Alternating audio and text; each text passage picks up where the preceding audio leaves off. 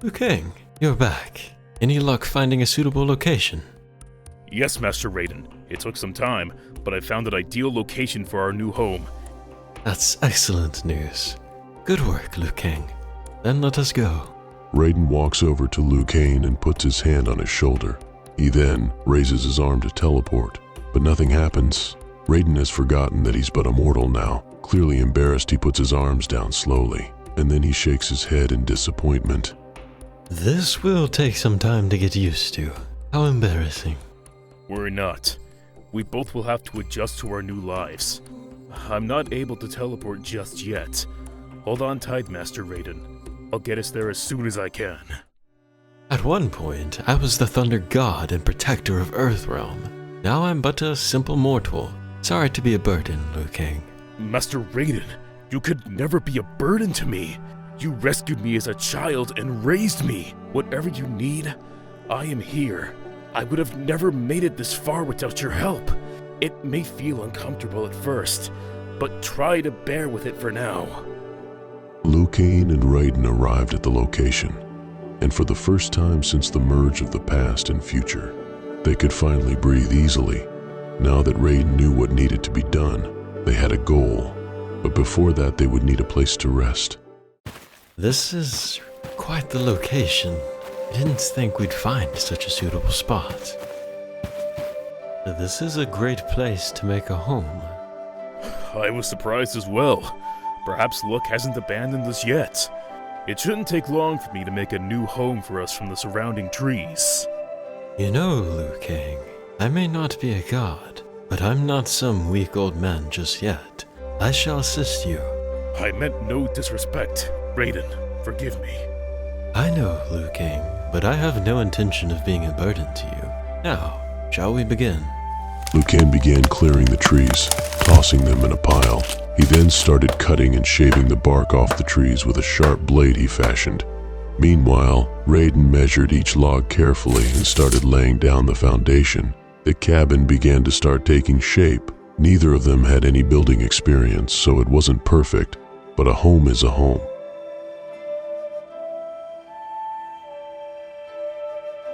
It took a while, but it's finally done.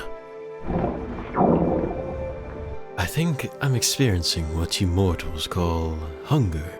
But where are we going to get food at this point of history? The timeline hasn't been restarted yet.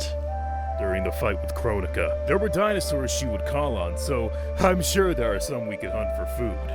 I had forgotten all about that. Then I'll leave it to you, Liu Kang.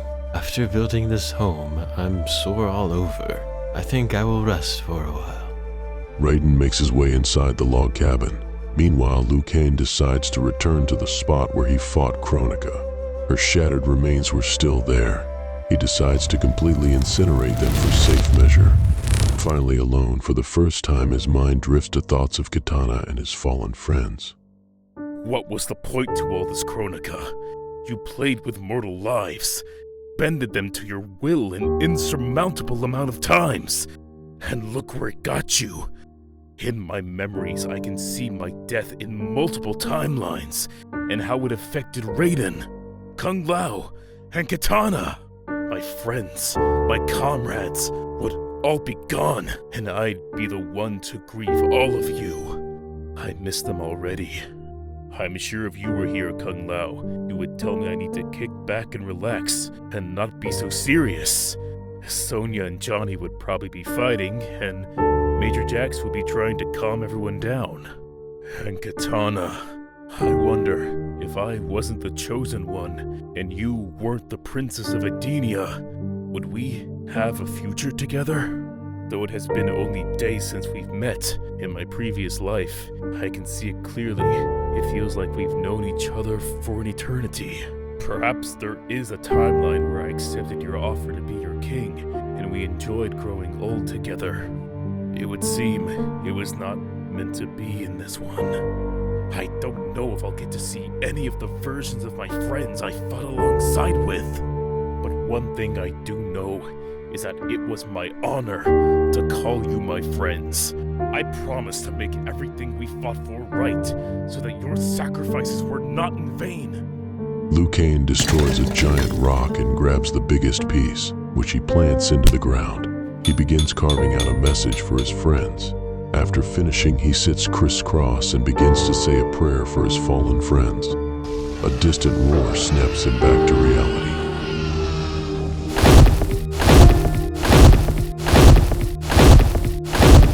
It looks like I might have wasted too much time here, but it would seem the dinosaur came to me.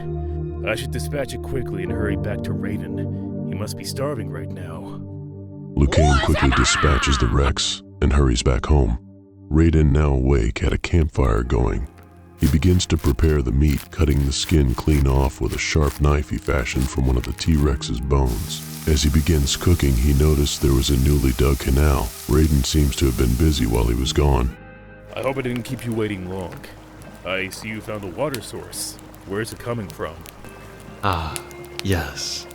There is a waterfall deeper in the forest. It would seem it's a part of the failed merger. How fortunate. The river aside, how was your nap? It was quite uncomfortable having nothing but the ground to sleep on. Though not ideal, it wasn't all bad. You took quite a while to come back. Was it difficult to find the dinosaur? No. I decided to fully incinerate the remains of Kronika. I also said a prayer for everyone who lost. Liu Kang stays silent for a moment. There was a question he wanted to ask, but deep down, he already knew the answer. Raiden, sensing his unease, decides to ask. You look like there's something you'd like to ask, Liu Kang. There is. I know that this is a long shot, but do you think we will ever see any of our friends again? That is a difficult question to answer. In a way, you will meet them again. However, they won't be the same as you remember them. As much as it pains me to say, the versions of them you remember will be gone. The experiences that made them who they are will be vastly different. Sadly, it won't be long before I join them as well. It hurts me to think that you will be alone after I pass. These new versions of Sonya Blade or Johnny Cage, you must understand, they will be different people. The experiences that molded you all into Earthrealm champions, the circumstances of your meeting will all be different, though some might not return. For example, Jackie and Cassie, their parents met due to the Mortal Kombat tournament. Even I'm not sure if they will return in this new timeline, but as long as people have their own will, it is not impossible.